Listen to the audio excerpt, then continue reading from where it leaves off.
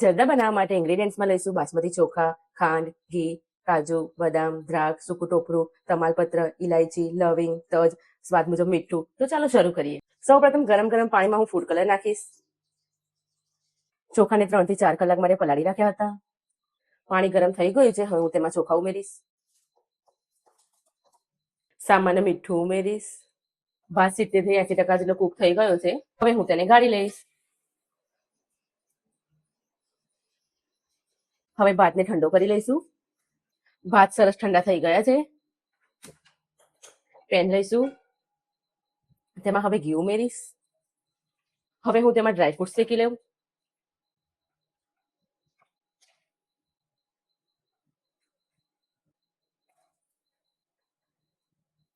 One by one મારા બધા dry fruit શેકાઈ ગયા છે.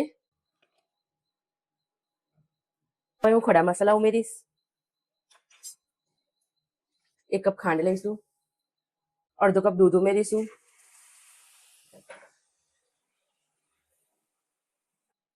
તમે જોઈ શકો છો ઉભરો સરસ આવી ગયો છે.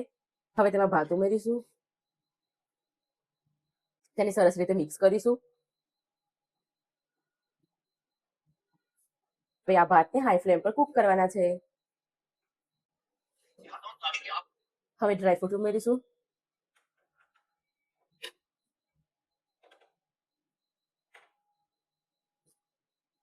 મિક્સ કરીશું. હવે હું તેમાં કેવડા વોટર ઉમેરીશ. આપણો જરદો ઓલમોસ્ટ રેડી છે. તમે જોઈ શકો છો જરદા પર સરસ ચમક આવી ગઈ છે. જરદો રેડી થઈ ગયો છે. હવે હું તેને સર્વિંગ પ્લેટમાં નીકાળી દઈશ.